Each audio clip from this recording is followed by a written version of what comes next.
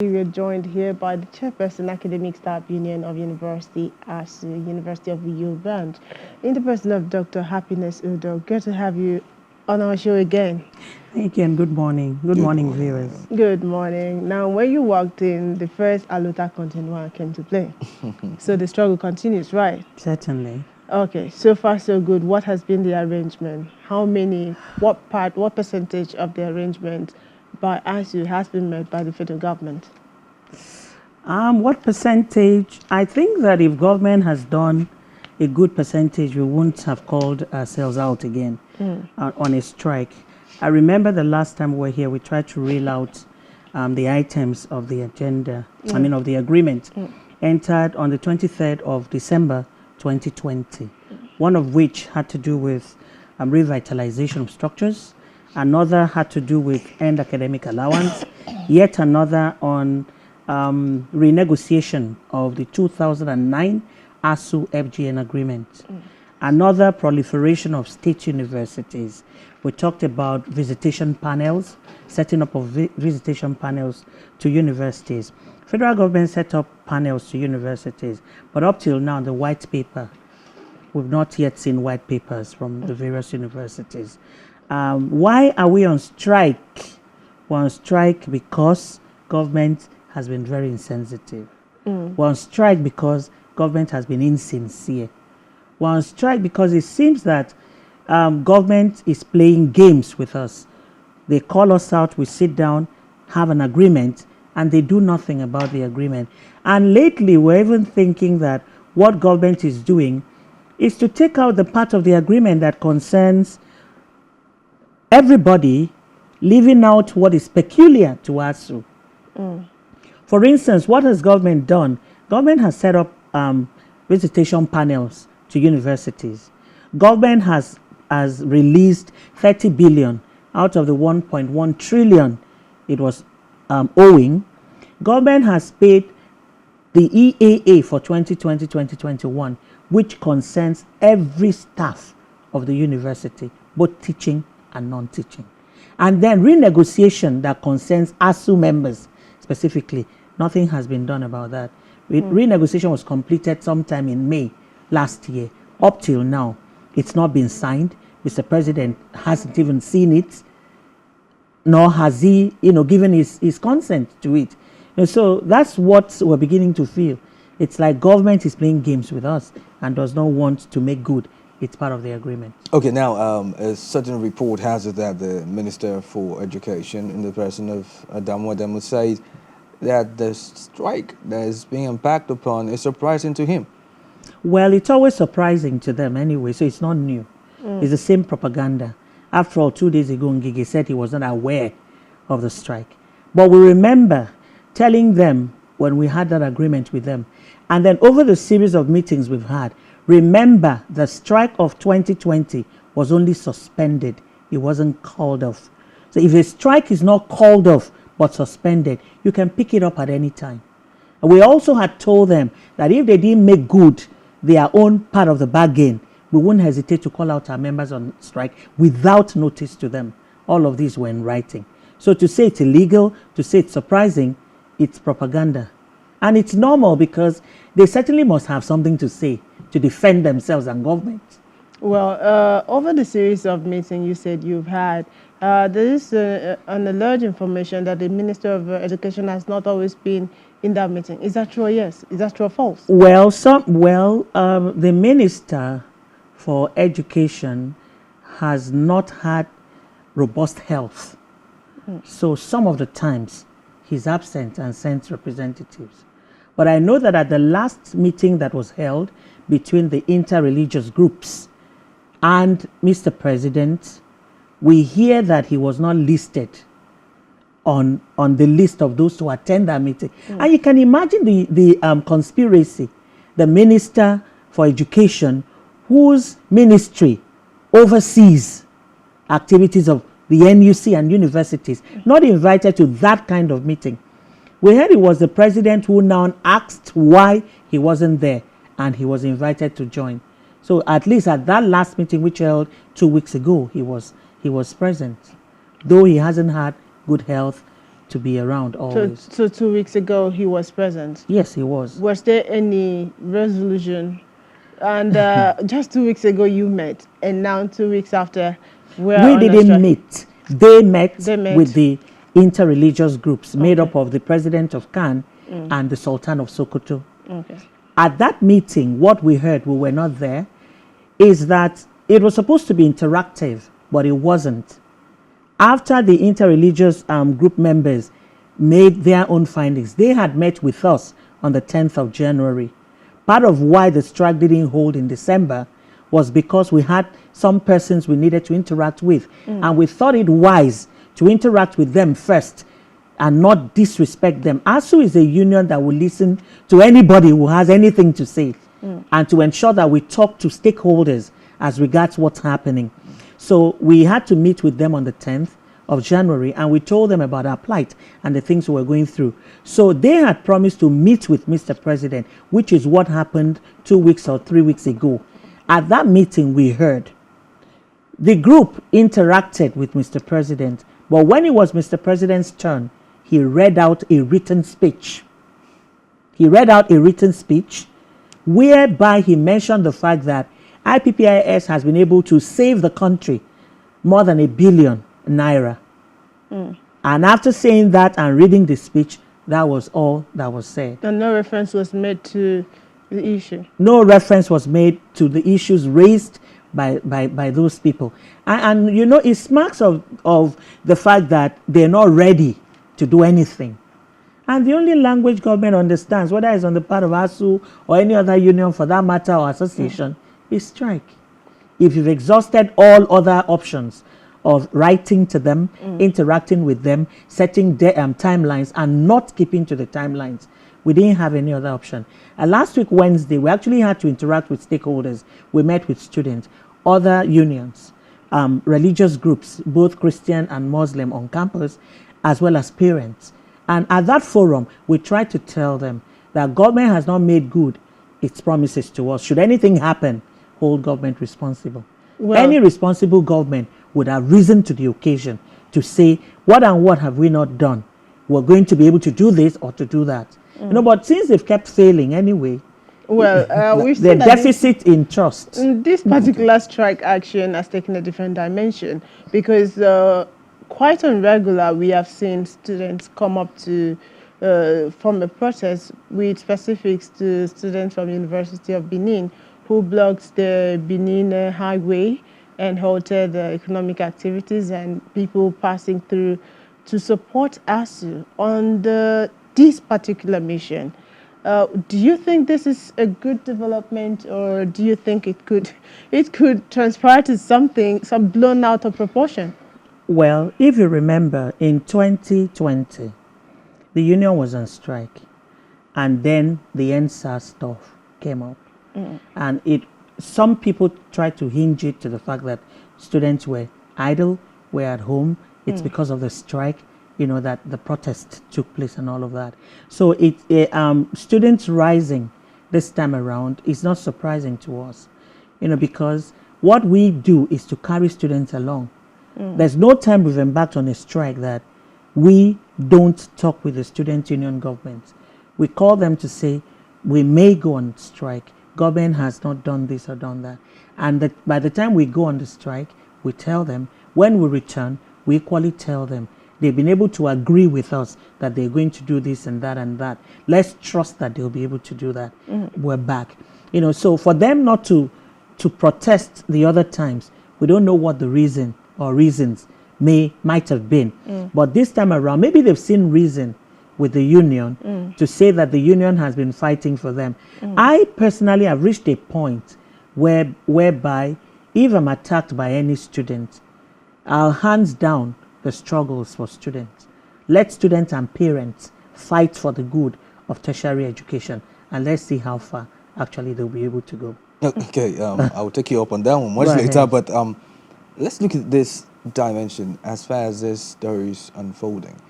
Now, we've seen students who pretty much, like she said, come out and protest, yeah? But I want to find out, really, are there no items in that agreement that has been touched or done, or are they all of those items that you listed earlier, none has been taken care of? Well, I did mention earlier on that what government has done, Yeah. government has set up visitation panels. And I mentioned the fact that we've not seen any white paper to that from effect. any university.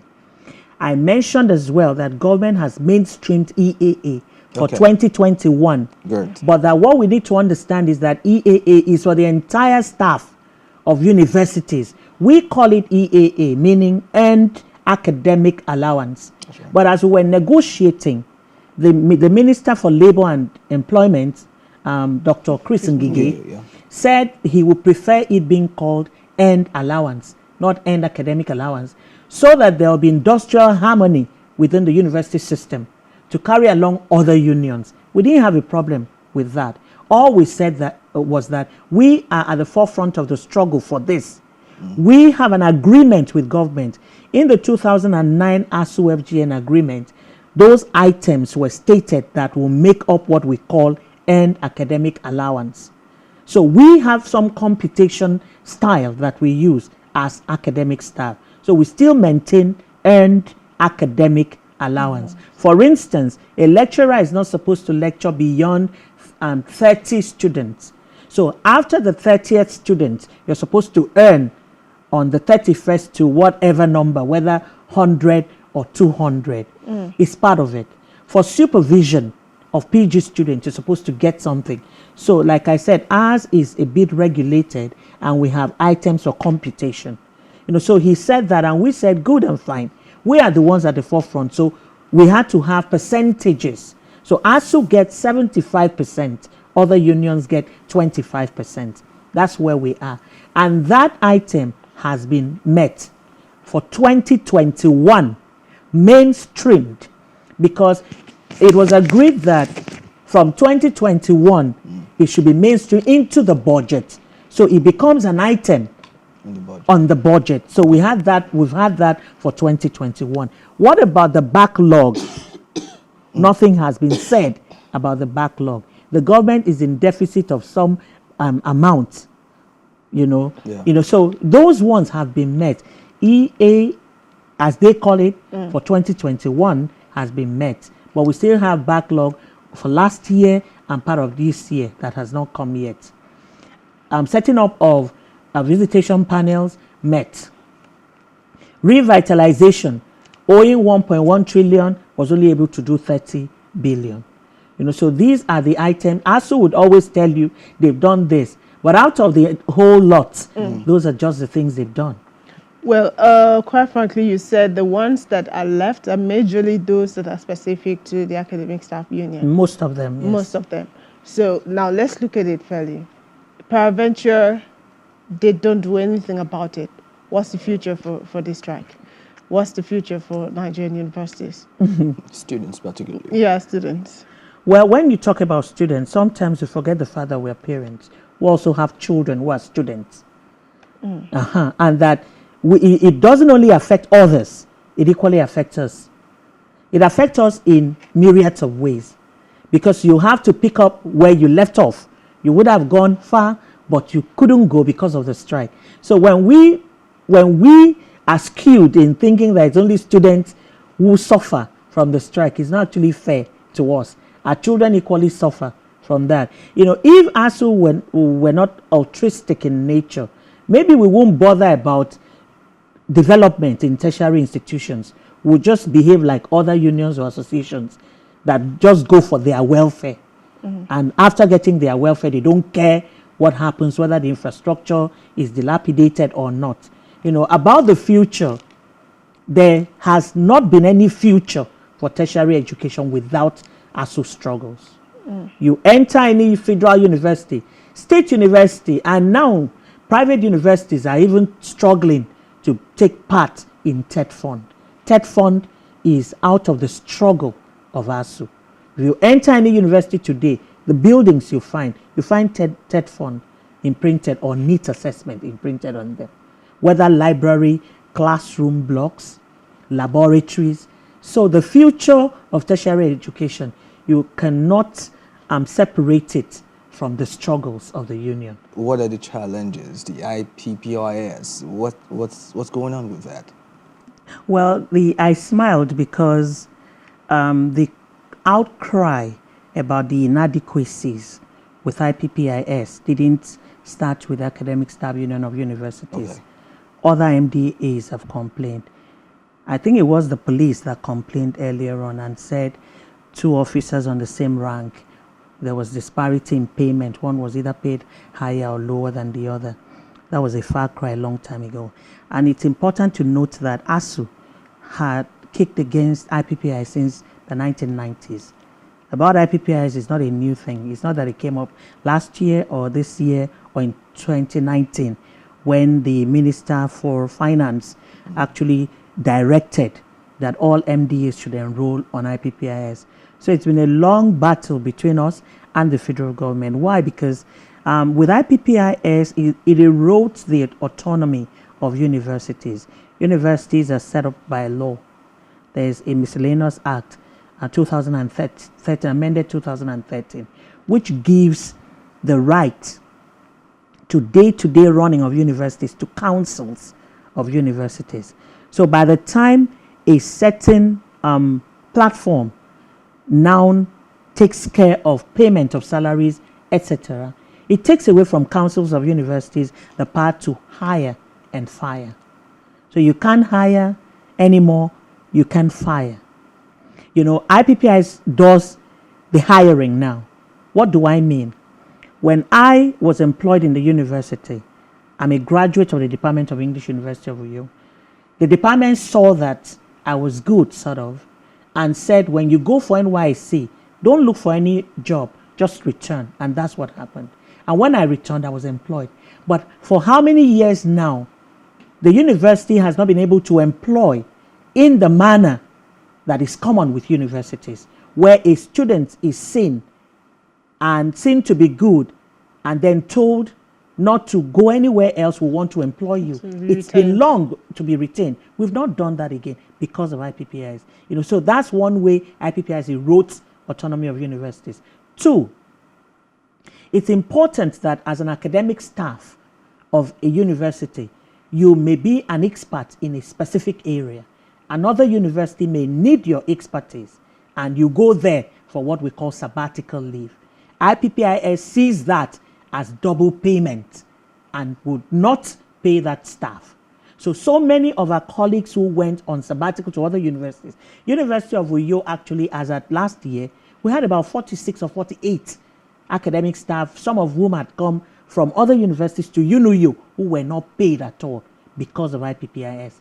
So IPPIS has its weaknesses, and that's why at the Academic Staff Union of Universities has been screaming that it's not compatible with university system, especially as it bothers on academic staff.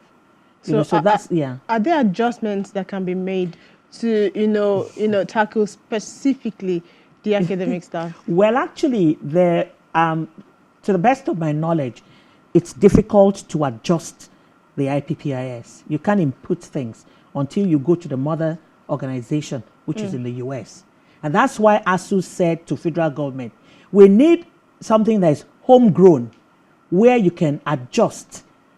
We talked with them over time, and they asked us to prepare one, which we did a long time. Part of which was strike is the deployment of our university transparency and accountability solution called the UTAS. It's been ready. NITDA put its hurdles.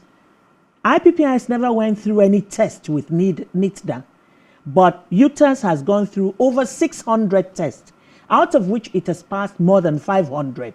The about 100 tests that NITDA claims UTAS didn't pass or failed, we got to find out that they were actually tests for which UTAS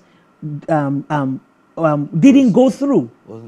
Okay. So we're accusing them, and we've written to NUC of plagiarism. Yes, because what our group did was just to check, and we found out that there was some form of plagiarism somewhere. I won't want to go beyond that. Let's still drive back at this strike. You said it's a rollover strike, 1 month rollover. Yes. Yes, Yes, I like the smile. The smile, like yes. Okay, now, after 1 month, Yes. peradventure, the ASUU is still yet to come into agreement with federal government. What happens? Well, I don't think there's going to be any other agreement because agreements have failed. If you cast back your mind, we used to call them memoranda of understanding, but we kept understanding and government wasn't understanding. So in 2020, we said, why don't we call it memorandum of action if there'll be any action? I'm a graduate of the University of Calabar, and you know, when we want to hail ourselves, you hear us say Malabres action. Reasonable action. So there hasn't been any reasonable action from government. It's part of the fact that we changed the nomenclature. So about agreeing with government, we've already agreed. It's for government to do its part Okay, peradventure, they don't of the they agreement. don't do- If they before this don't do period, it, if they don't do it, that's why the strike is called a 4-week rollover. Okay.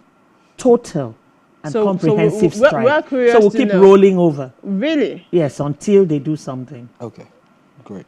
We don't want it to be that long, 9 months, 10 months, Okay. 2 years stuff. You know, so it's going, we'll keep rolling it over until something happens. Until something happens. But we just hope and pray. I'm a very optimistic person. I hope and pray that government will do something. You know, I'm a firm believer in God. Anyone who's joined to the Lord, the Bible says there's hope for that person.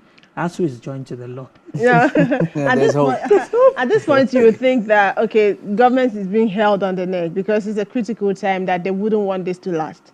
And they might maybe react or maybe put up a little action, maybe meaningful, maybe not. So, but they will do something, maybe not to the percentage that ASUU might be expecting.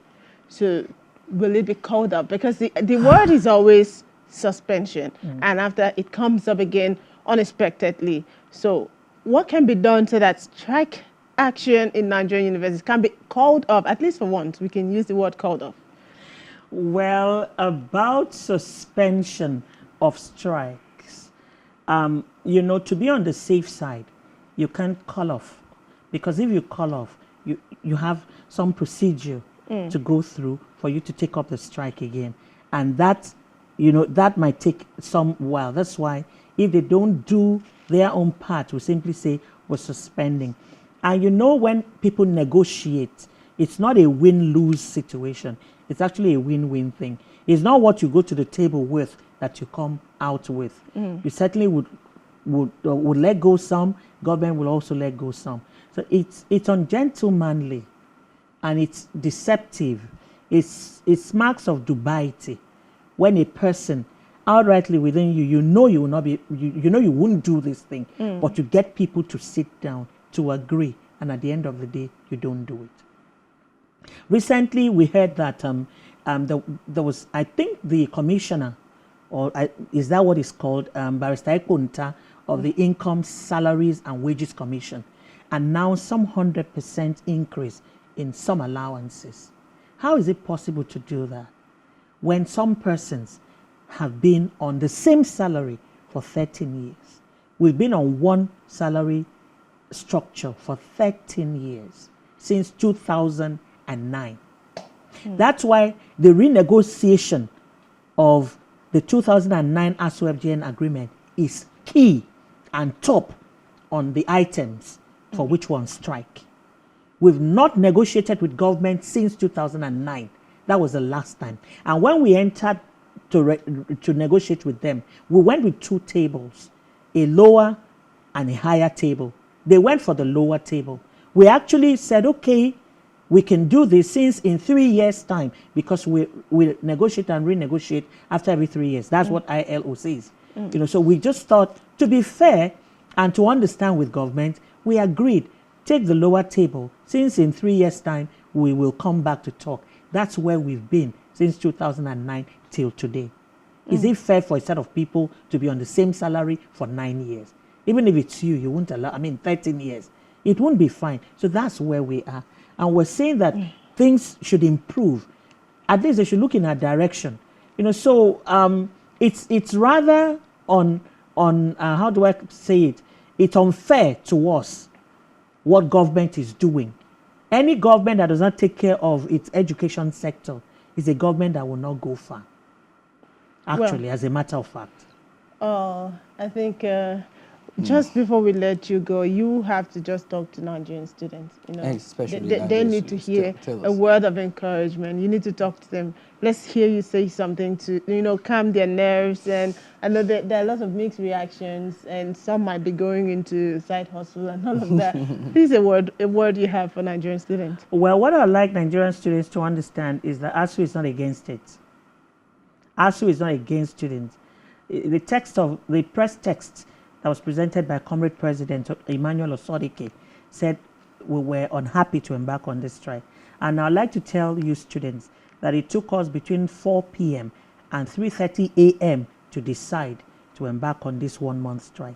There were different alternatives that came up, but we saw to it that for your good as students and our good also as lecturers, we needed this strike because nothing has come without a strike.